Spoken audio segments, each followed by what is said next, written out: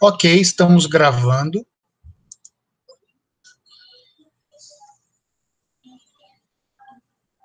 Então, eu vou pedir tradicionalmente, né, que alguém, por favor, abrisse o microfone e falasse para mim se os slides estão bem visíveis e a voz também está bem clara para todos.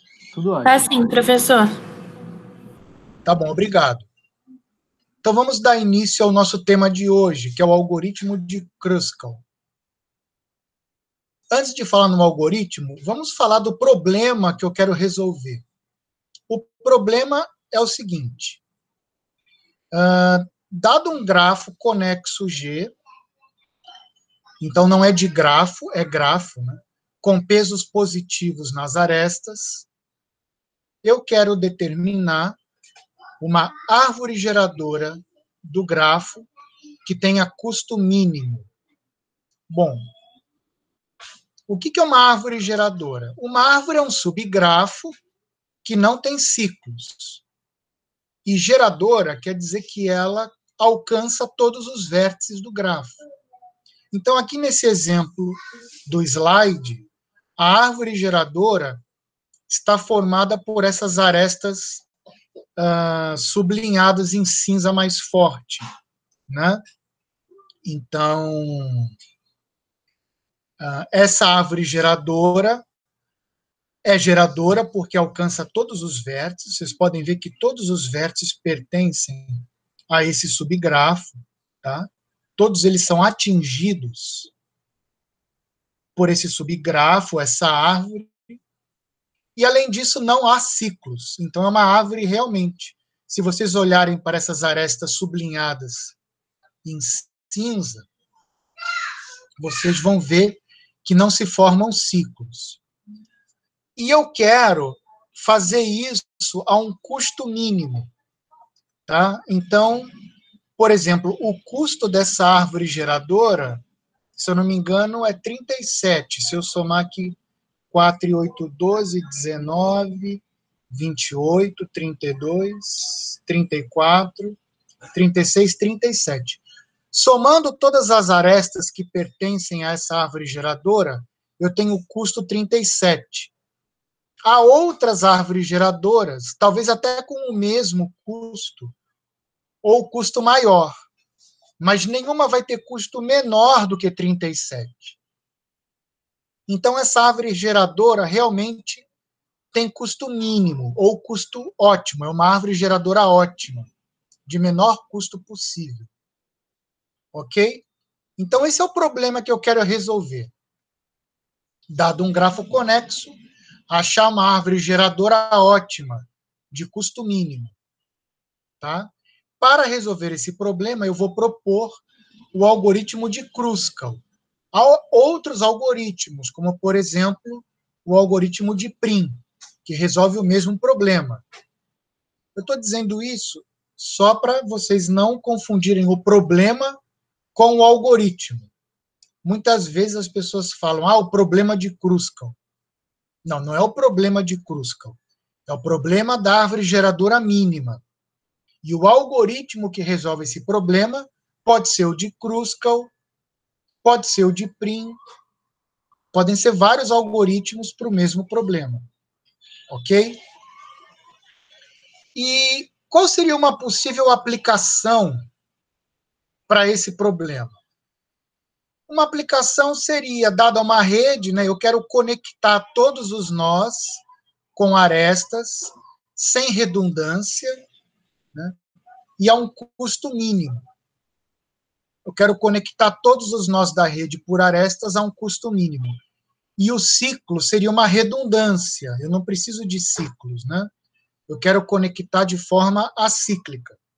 Esse problema tem aplicações em redes de computadores, em algoritmos distribuídos, em problemas envolvendo telecomunicações. Então, é um problema que tem aí bastante apelo, né, prático. Então, é importante vocês conhecerem esse problema e a sua solução. Eu diria que esse problema esse algoritmo de Kruskal é também, junto com o algoritmo de Dijkstra, é um dos mais importantes da nossa disciplina. Ok? Bom, então agora, no próximo slide, eu vou já propor o algoritmo de Kruskal para resolver esse problema. Aqui está o algoritmo de Kruskal, em pseudocódigo, para resolver o problema. Ele é bem simples, tá? E eu gostaria de começar dizendo que esse algoritmo utiliza uma técnica de programação que é conhecida como método guloso, que é o mesmo método do algoritmo de Dijkstra. A estratégia geral do método guloso é, a cada nova iteração do método, tá? Então esse método ele é executado com várias iterações, eu vou acrescentar a minha solução parcial, a parte mais apetitosa. Bom, a minha solução final será uma árvore geradora que eu quero que seja de custo mínimo. Então, uma solução parcial é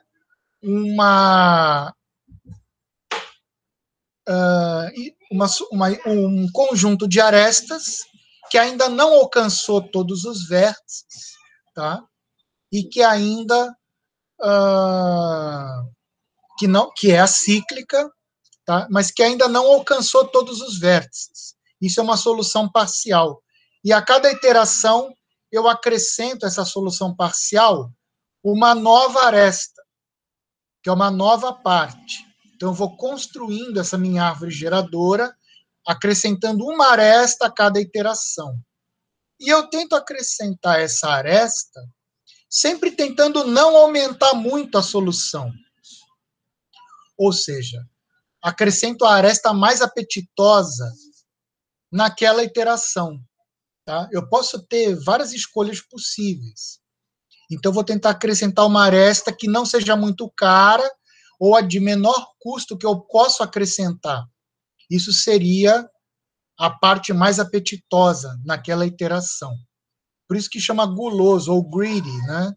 Localmente, ou seja, dentro de uma iteração, sem olhar o estado global das coisas, dentro de uma iteração, eu olho para o que eu posso acrescentar e tento acrescentar uma coisa de custo mínimo, para não aumentar muito o custo da minha solução.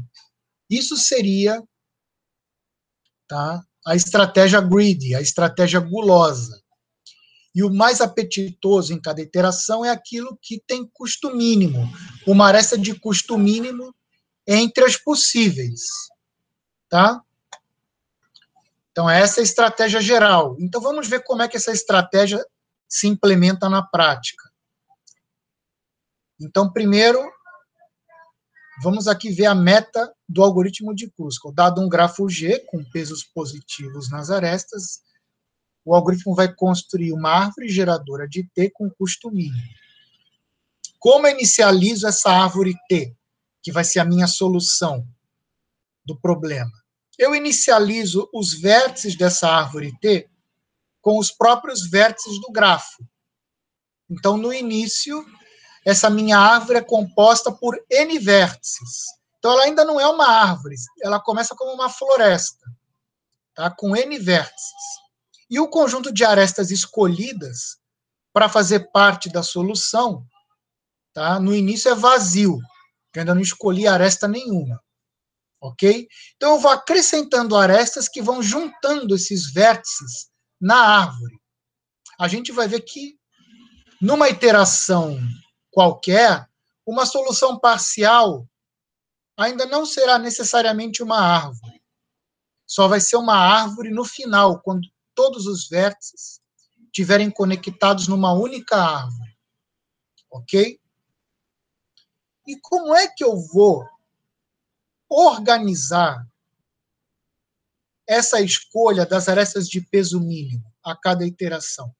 Eu vou fazer o seguinte, eu vou pegar as arestas do meu grafo e vou ordenar essas arestas onde os pesos são colocados de forma não decrescente.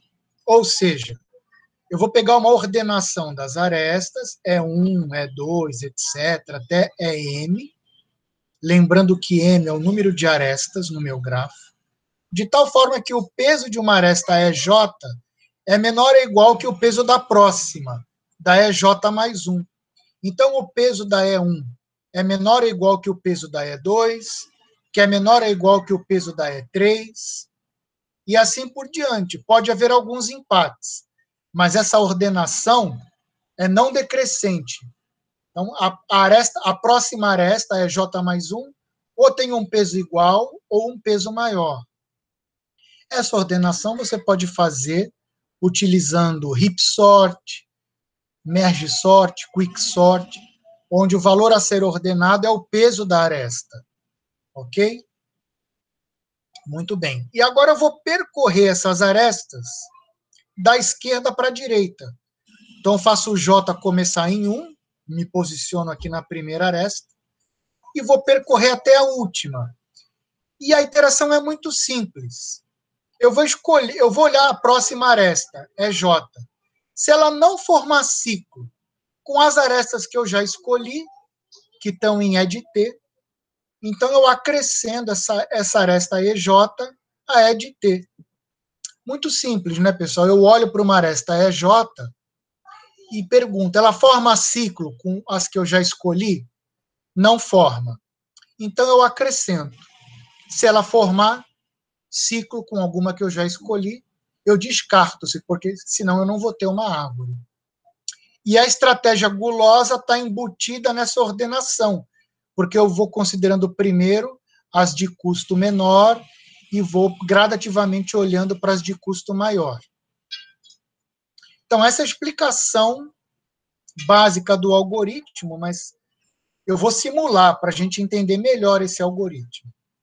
Então, antes de passar para a simulação, gostaria de saber se alguém quer fazer alguma pergunta, levantar alguma questão, se alguém tem alguma dúvida do que foi falado até aqui. Tá tudo certo, pessoal? Então, eu vou continuar. Ok? Então, vamos passar para a simulação. Então, esse grafo aqui é o mesmo grafo daquele primeiro slide, e eu vou ver como que a gente constrói a árvore geradora usando esse algoritmo.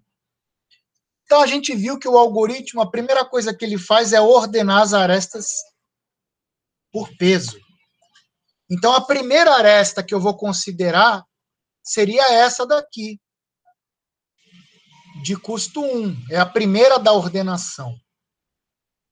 Como até o momento eu não escolhi nenhuma, porque a minha inicialização do conjunto de arestas escolhidas, tá, é inicializar com vazio. Então, no começo, meu conjunto de arestas escolhidas é vazio. Então, ao olhar para essa aresta E1, certamente ela não forma ciclo com as já escolhidas, porque eu não tenho nenhuma. Então, ela é tomada para fazer parte da minha árvore geradora mínima.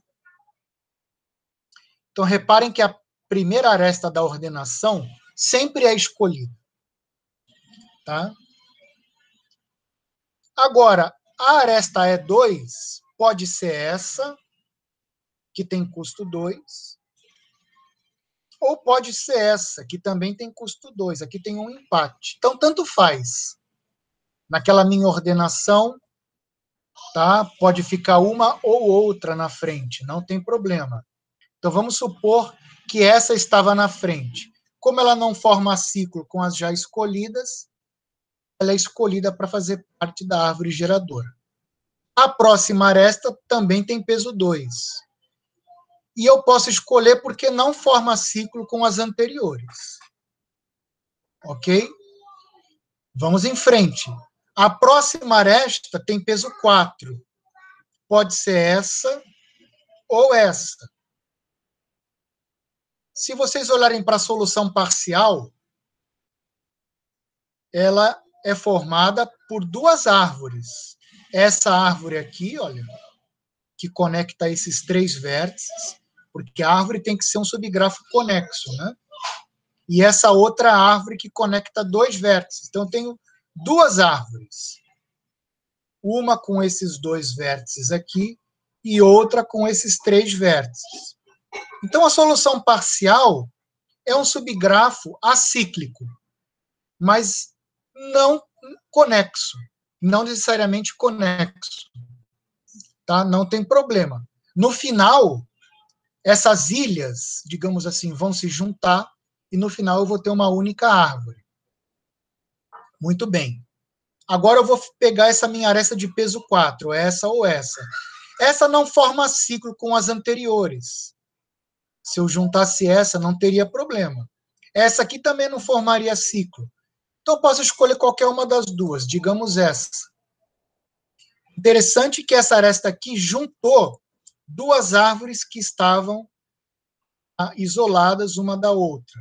E aí, com essa aresta aqui, eu juntei essas duas árvores, uma única árvore, sem formar ciclo. A próxima aresta também tem peso 4, e não forma ciclo com as arestas anteriores. Então, posso escolher também sem problema nenhum. Próxima aresta, pessoal, tem peso 6. Só que agora não vou poder escolher. Por quê?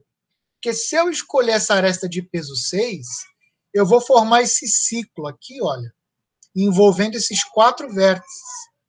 E eu deixaria de ter um subgrafo acíclico. Não terei uma árvore no final se eu escolher essa aresta. Então, ela é descartada. Então, para sinalizar o descarte da aresta, eu vou fazer aqui um pontilhado em vermelho, porque ela foi jogada fora. Então, nessa iteração, o algoritmo de Kruskal não escolheu essa aresta.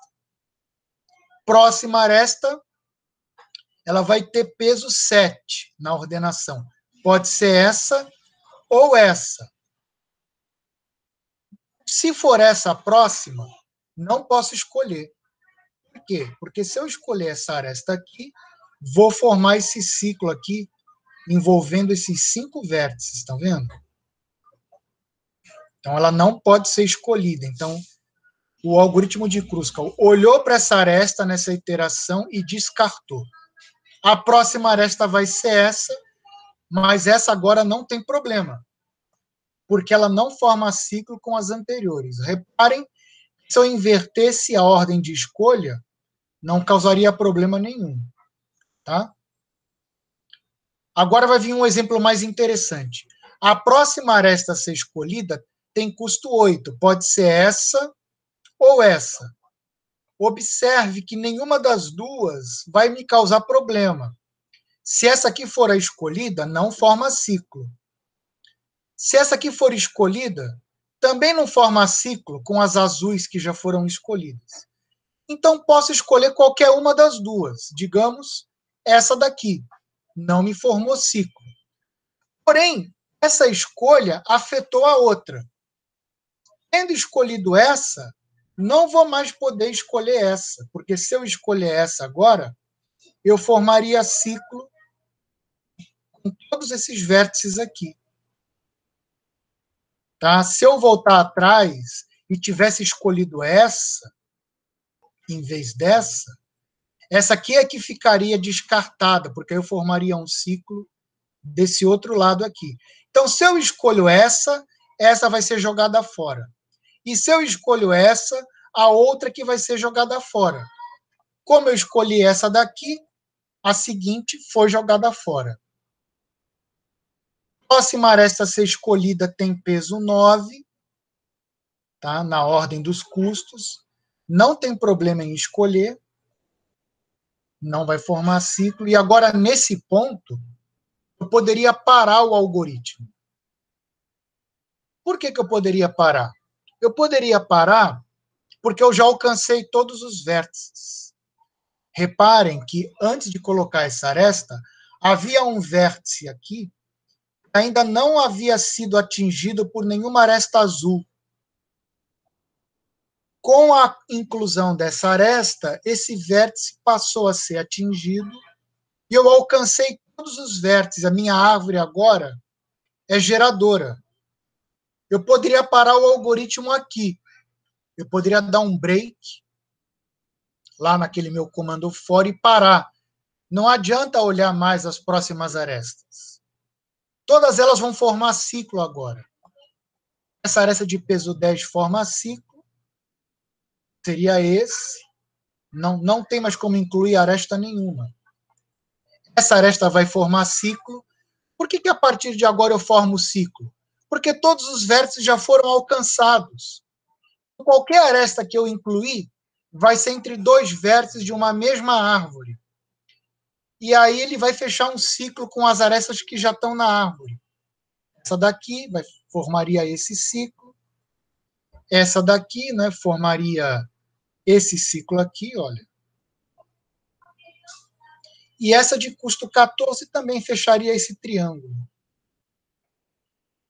Eu posso descartar todas as demais e já tenho minha árvore geradora final com custo 37. E eu gostaria de só frisar novamente que essa solução não é única. Se vocês lembrarem, eu posso dar um rewind aqui na minha solução, né? Nesse ponto, em vez de escolher essa aresta, poderia ter escolhido essa. Só que eu preferi essa. E me levou a essa solução. Mas se eu tivesse escolhido,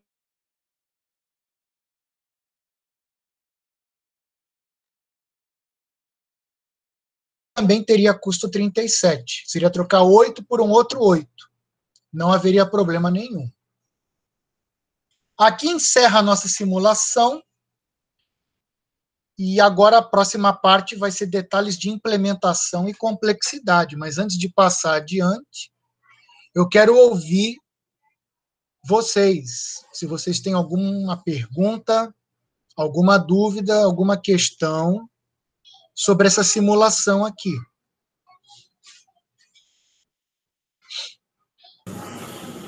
Eu não fiquei com dúvida, não. Achei esse bem simples de entender. Bem simples, né? É um algoritmo bem simples, aparentemente intuitivo, né? Esse não tem nenhum problema para entender o espírito do algoritmo, né? Alguém mais gostaria de perguntar algo? Eu imagino que você vai falar isso logo em seguida, mas qual método você usa para descobrir se a tua árvore geradora está tendo ciclos ou não? Eu pensei até na possibilidade de você fazer uma busca em profundidade por cada iteração, mas eu não sei se é isso, eu não sei se é essa a técnica. Ótima pergunta. Você pode fazer uma busca em profundidade a cada iteração para ver se está formando o ciclo. Uhum. Mas você se adiantou, eu vou mostrar uma implementação que vai tornar essa tarefa mais rápida. Eu imagino. Uhum. Tá. Que não vai exigir a busca em profundidade. Tá? Ok, obrigado. Então, eu vou mostrar isso agora. A pergunta do colega foi essa: como é que em cada iteração eu posso saber se uma aresta fecha ciclo ou não? Ele até adivinhou a pergunta: como saber de modo eficiente se a aresta que eu estou considerando nessa iteração forma ciclo com as azuis já escolhidas? A estratégia vai ser o seguinte: uma nova aresta ela pode ser incorporada à minha solução parcial, que é uma floresta, ainda não é uma árvore, se ela unir duas árvores distintas. Caso contrário, ela não pode ser incorporada. Não entendi muito bem. Então, vamos ver como é que é isso. Vocês vão entender muito bem agora.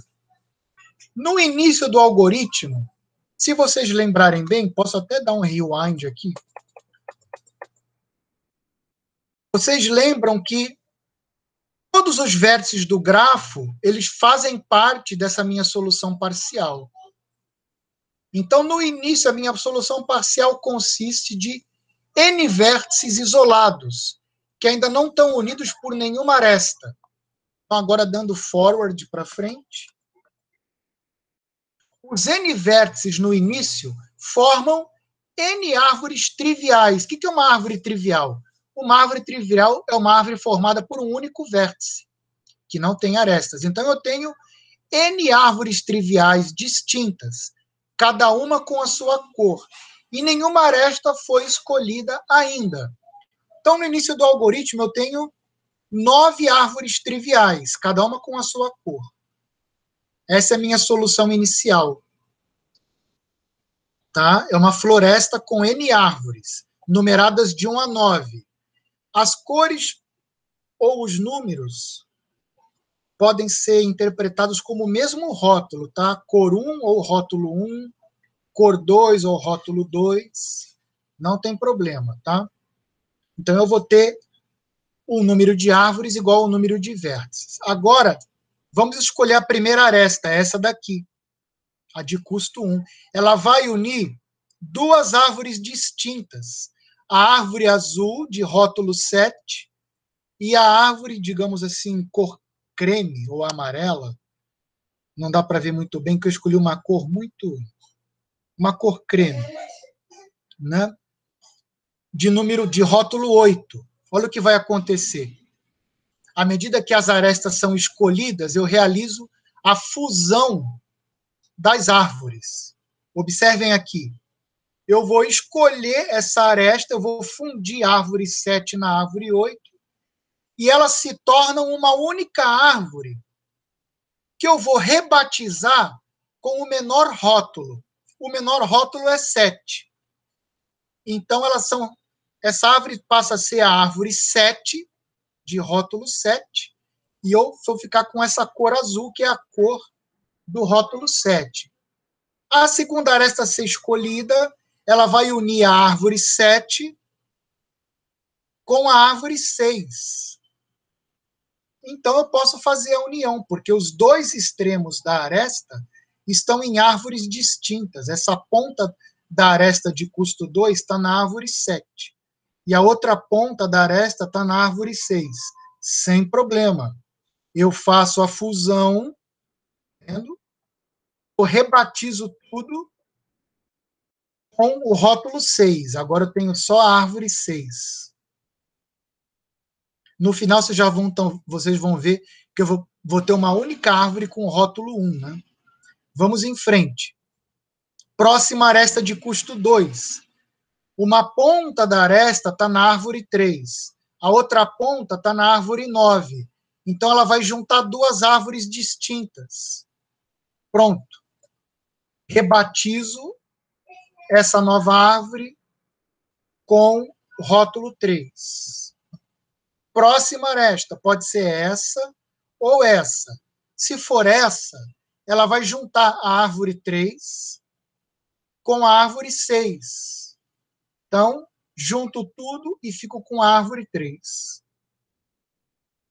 Então, vocês estão vendo que a cada iteração, pessoal, basta ver a que árvore pertence. Eu pego uma aresta, a próxima aresta. Olho um dos vértices da aresta. Ele está na árvore 2, por exemplo. E o outro vértice está na árvore 1. Então, eu posso juntar, posso escolher a aresta. Escolhi, e agora eu tenho só a árvore 1. Vamos mais rápido agora. Próxima aresta, custo 6. Só que uma ponta está na árvore 3 e a outra ponta, o outro vértice, também na árvore 3. Então, ela vai ser descartada. Então, ela vai fechar ciclo dentro da mesma árvore. Próxima aresta, custo 7. Uma ponta está na árvore 3 e a outra ponta também está na árvore 3. Então, não posso escolher, senão fecha ciclo. Próxima aresta, custo 7. Um extremo está na árvore 3 e o outro extremo está na árvore 4. Sem problema. Posso unir essa aresta à minha solução parcial. E agora eu tenho uma única árvore 3. Próxima aresta, custo 8. Olha só que interessante. Essa aresta de custo 8 juntaria a árvore 1 com a árvore 3. E essa aresta de custo 8 também juntaria a árvore de rótulo 1 com a árvore de rótulo 3. Pode ser qualquer uma das duas, eu preferi essa. E ao fazer isso, ao juntar a árvore 1 com a árvore 3, tudo vira uma única árvore 1. Agora, a próxima aresta de custo 8 vai ser descartada, porque os dois extremos estão na árvore de rótulo 1. Eu jogo fora essa aresta. Próxima aresta, custo 9. vai juntar a árvore de rótulo 1 com a árvore de rótulo 5, sem problema. Nesse momento, reparem que eu só tenho uma única árvore de rótulo 1, que era esperado, né? Porque cada vez que eu faço a fusão de duas árvores, eu escolho o rótulo menor. Então, as próximas arestas vão sempre juntar, tentar juntar vértices que estão numa mesma árvore. Então, vai dar ciclo, não posso. Jogo fora essa, jogo fora essa, e jogo fora essa, e fim. Alguma dúvida dessa maneira de implementar o algoritmo? Eu acho que ficou claro, né? Ficou assim. Tá bom. Então, agora eu vou reescrever o algoritmo para olhar como é que eu faço a fusão. Então, vamos fazer essa nova versão do algoritmo. A entrada, então, vai ser um grafo G com os vértices numerados de 1 a n, e a saída do algoritmo vai ser uma árvore geradora T com custo mínimo. Tá bom? Isso aqui é a mesma inicialização que eu já tinha antes. Eu inicializo a minha solução com todos os vértices do grafo, tá? E não escolhi nenhuma aresta. Só que agora eu vou criar esses rótulos, essas cores, que são conjuntos SJ, tá? Então, voltando no tempo, o conjunto S1 tem apenas esse vértice aqui, cor vinho, né, digamos assim. O S2 é o conjunto dos vértices vermelhos. O S3 é o conjunto dos vértices dessa cor meio mostarda. O S4 é o conjunto dos vértices amarelos. No momento só tem um. Aí vou rodando o algoritmo. Tá? Num passo qualquer do algoritmo, por exemplo, aqui eu tenho os vértices cor de mostarda no conjunto S3, os vértices de outras cores. O maior conjunto aqui no momento é o S3, né, com 5 vértices. E os outros ainda são conjuntos unitários. Nesse momento, o conjunto S1 tem 2 vértices, o conjunto S3 tem 5 vértices, o S4 tem 1, o S5 tem 1. Nesse momento, o conjunto S3 passa a ter 6 vértices, o conjunto S1 passa a ter 1 vértice, e assim por diante, tá? Então, no início, eu tenho N conjuntos. Cada um só tem um vértice. O SJ só tem o J no início. Agora eu faço aquela ordenação das arestas. Agora vamos percorrer essa ordenação da esquerda para a direita. E agora eu vou olhar dentro da iteração para a aresta EJ. E agora eu olho para os conjuntos dos vértices, que são os extremos da aresta, sejam SP e SQ, os conjuntos associados aos extremos da aresta. Então, um vértice tem rótulo P, está no conjunto SP, e o outro vértice está no conjunto SQ. Vamos supor que o P é menor ou igual a Q. Sempre vai ter um que é menor ou igual do que o outro. Eles podem ser iguais. Tá? Então, aqui voltando para o algoritmo, por exemplo, quando eu vou escolher essa aresta, esse vértice é o S3, então P é igual a 3, e esse vértice está no S4, então Q é igual a 4. Então, quando eu escolho essa aresta, o P é igual a 3 e o Q é igual a 4. Ok? Tá? Aí eu olho, se o P é diferente do Q, eu vou juntar duas árvores diferentes. Então, eu acrescento essa aresta na minha árvore, faço a fusão dos dois conjuntos. Não é função, né? É fusão, desculpem. Né? É que a palavra fusão vem do verbo fundir. Né? Então, às vezes, a gente pode se confundir um pouco. Então, eu faço a fusão dos dois conjuntos, e como P é o rótulo menor, então eu vou fundir os dois conjuntos num único conjunto com o rótulo P, que é o que a gente faz aqui, numa iteração qualquer. Então, ao acrescentar essa aresta de custo 4, o P é igual a 3, o Q é igual a 6, um extremo está no conjunto S3, o outro extremo está no conjunto S6. Então, eu vou fazer a fusão do conjunto S3 com o conjunto S6, e tudo vai virar conjunto S3. Tá bom? É isso que me diz aqui o código. Se o P for diferente de Q. E se o P for igual a Q? Se o P for igual a Q, você não vai fazer nada. Por exemplo, aqui. O P é 1 e o Q é 1. Então, você não vai acrescentar essa aresta, vai jogar ela fora e não vai fazer nenhuma fusão de conjuntos. Essa é a nossa nova implementação. Então, eu não olho mais ciclos.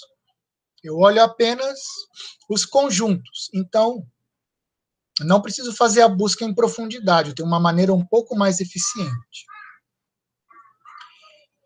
No livro do professor Jaime Luiz Schwarkfitter, da professora Lilian Marquenzon, de Estruturas de Dados e Seus Algoritmos, que é um livro clássico, que costuma ser usado no nosso curso, no nosso bacharelado, tá?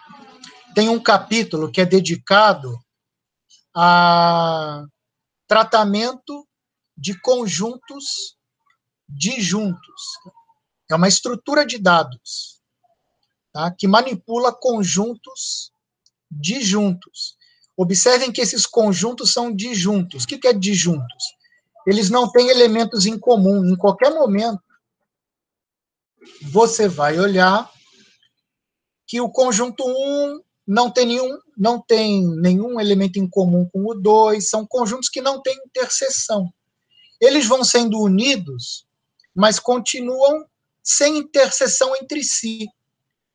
Nenhum vértice pertence a dois conjuntos ao mesmo tempo, ele só está em um conjunto. Então, trata-se do quê, pessoal? De fazer fusão de conjuntos disjuntos ao longo do tempo. Tem uma estrutura de dados bastante eficiente para isso, tá? Que é tratada nesse livro. E essa estrutura de dados vai acelerar tanto a complexidade do algoritmo, que a parte mais pesada do algoritmo nem sequer vai ser esse comando for aqui, essa fusão dos conjuntos. Por incrível que pareça, a parte mais pesada do algoritmo vai ser a ordenação das arestas. Então, vamos lá ver. Vamos ver o cálculo da complexidade do nosso algoritmo. Bom, para inicializar um conjunto como vazio, eu não pago nada. Na verdade, eu até pagaria, eu poderia ter um vetor de arestas e dizer se aquela aresta está... Se a posição do vetor correspondente àquela aresta está com 0, ela não está no conjunto. E se ela está com 1, ela está no conjunto. Então, para inicializar isso aqui, eu pago um tempo linear. Tá? Na verdade, aqui está até errado, pessoal. Não é O de N, não. É O de M. Porque eu poderia ter um vetor de arestas aqui. Ou uma lista, mas enfim. E para fazer essa atribuição, eu pagaria O de N, porque são N vértices aqui. Aqui eu vou inicializar N conjuntos. Então, para inicializar cada conjunto, eu vou colocar um elemento de rótulo 1, de rótulo J, cada conjunto SJ com seu vértice J, que é o elemento inicial. Então, isso eu vou pagar O de N. Tá, tempo constante para cada conjunto. Para ordenar as arestas, o seguinte, a gente sabe que para ordenar um conjunto com n elementos, os algoritmos bons custam ordem de n log n. Como eu tenho m arestas, então são m elementos. Então, para ordenar aqui, usando merge sort, ou heap sort, ou quick sort, eu vou pagar aí uma ordem de m log m, tá? Onde m é o número de arestas.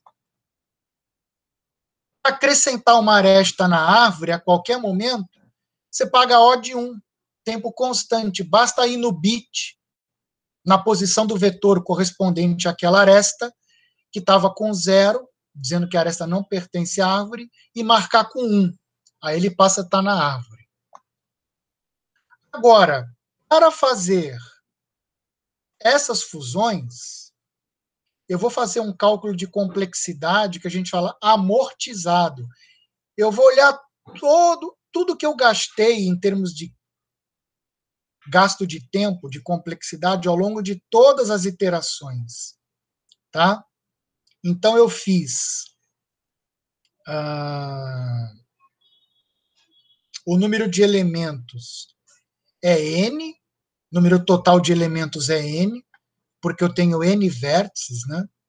Então, eu vou fazer, no máximo, n fusões de conjuntos. Cada fusão, você paga logaritmo de n. Então, aqui eu vou ter, no máximo, n fusões. Cada fusão custa logaritmo de n. E esse O de m é para você olhar cada aresta. Tá? Para olhar os extremos de uma aresta, eu pago um tempo constante. Eu pego uma aresta e eu olho. Em que conjunto está esse extremo? Paga tempo constante. E em que conjunto está o outro extremo? Paga um tempo constante. Então, eu vou pagar tempo m, que eu vou olhar uma aresta de cada vez, tá? Mais n log de n para fazer as fusões. Ah, não entendi. Não precisa entender, porque, na verdade, o nosso curso ele fala um pouco de estruturas de dados, mas não é sobre estruturas de dados, né? Então, para a gente entender bem, teria que entender essas fusões de conjuntos. Mas vocês podem acreditar em mim que é isso mesmo, tá? Eu não ia mentir para vocês, né? No cálculo da complexidade, eu não ia soltar uma fake news aqui no nosso curso de algoritmos em grafos. Então, você vai gastar n log n para fazer as n fusões, no máximo, e ordem de m para verificar os extremos de cada aresta. Então, o total do algoritmo é dominado por isso aqui, ordem de m log m. Por quê? Porque isso aqui é mais caro do que isso. Reparem, esse primeiro termo é m.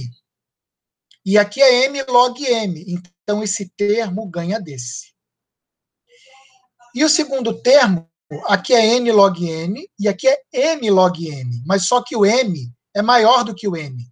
Porque o número de arestas é, no mínimo, n-1. Tá? Então, ela é ordem de m, na verdade. Em geral, o número de arestas vai ser bem maior que o número de vértices. Então, isso aqui vai dominar isso. Tá? Mas e se o número de arestas for n-1? Não tem problema. n-1 e ordem de n-1 log n-1 e ordem de n log n, em termos de notação O, não há diferença, porque eles diferem num fator subtrativo constante, né? Então, eu posso trocar isso aqui por isso, por ordem de m log m, sem problema nenhum. E é muito mais adequado, porque o m, na verdade, pode chegar até a n quadrado, né? Com ordem de n ao quadrado. Então, isso aqui, em geral, o m vai ser maior do que o n. Então, isso aqui vai dominar a complexidade do algoritmo. Mas se vocês se lembrarem das propriedades do log, o m ele pode ser até um n quadrado. E log de n ao quadrado é um log de a elevado a b. E o log de a elevado a b é b log de a. onde o A é o N. E o B vai multiplicar. O 2 cairia, ficaria log de M, poderia ficar no máximo, por assim dizer, na notação O, 2 log N. Só que o 2 é uma constante multiplicativa. Então, ela sai da notação O. Então, no final, você pode escrever que o algoritmo é a ordem de M log de N, que é bem rápido. É o número de arestas do grafo multiplicado pelo logaritmo do número de vértices. Então, é um algoritmo bem rápido se você implementar dessa forma. Agora, se você fizesse busca em profundidade, ficaria um pouco mais caro, que teria que fazer uma busca em profundidade a cada iteração, então ficaria bem mais caro o algoritmo, ok? Pessoal, dúvidas a respeito desse slide?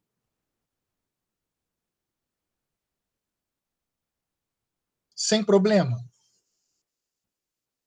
É só para dizer que o algoritmo é rápido. Diga, por favor. Não, eu abri só para dizer que eu entendi, não ficou nenhuma dúvida, não. Tá bom. Na verdade, eu não vou cobrar explicitamente cálculo de complexidade para vocês, porque eu estou dando exercícios mais estruturais, né? Mas eu preciso informar para vocês esses cálculos, porque vocês precisam conhecer esse cálculo. E vocês precisam saber que o algoritmo é eficiente. Uma última observação, como vocês devem ter notado, a solução parcial do algoritmo de Kruskal não é uma árvore. Tá bom? Vocês repararem bem, aqui eu tenho uma solução parcial. Quantas árvores eu tenho? Uma, que é a árvore rotulada com 6, 2, a árvore rotulada com 3, e as demais são árvores triviais. Tá? Então, nesse momento do algoritmo, eu tenho 1, 2, 3, 4, 5, 6 árvores. Então, vocês vão ver que só no final do algoritmo é que eu vou ter uma única árvore. Isso é muito interessante. Pronto, o algoritmo chegou no fim. No final, eu vou ter uma única árvore. Então, o que se pede de uma solução parcial é que ela seja acíclica, mas não necessariamente árvore. Só no final, quando todas as ilhas, todas as arvorezinhas se fundirem numa única árvore só, é que eu vou ter a árvore geradora final. Então, essa é uma observação importante. E uma outra observação é o seguinte: eu poderia, pessoal, se eu quisesse, usar o algoritmo de Kruskal não só para calcular a árvore geradora mínima, mas poderia usar também para calcular a árvore geradora máxima. Bastaria eu ordenar essas arestas em ordem não crescente, né? Eu colocaria a aresta de maior peso aqui, e aí o peso iria ou ficaria igual ou cairia. Eu ordenaria em ordem decrescente ou não crescente, como os matemáticos preferem dizer. Se eu invertesse a maneira de ordenar, colocando os de maior peso no começo, o algoritmo funcionaria do mesmo jeito. E no final, em vez de ter uma árvore geradora mínima, eu teria uma árvore geradora máxima.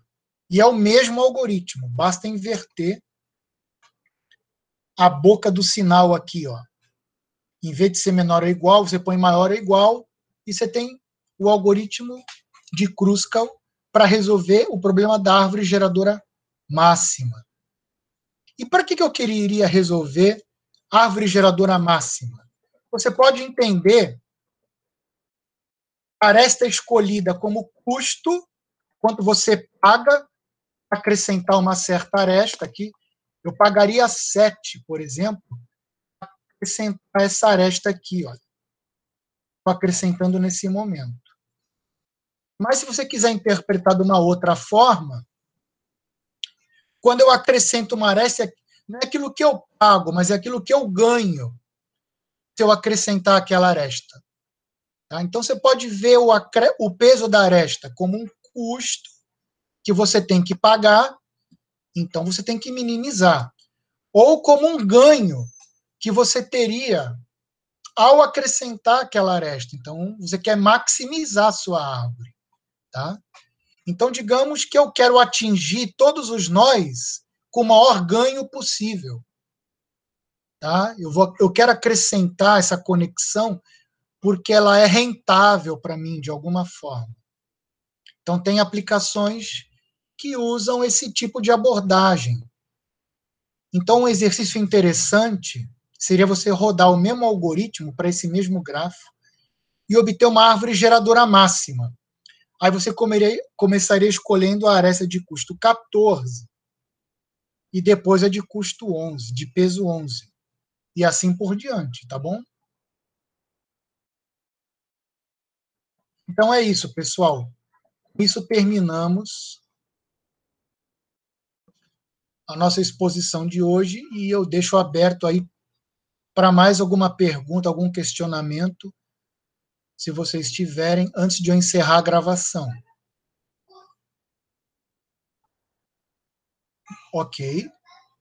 Então eu vou encerrar a gravação.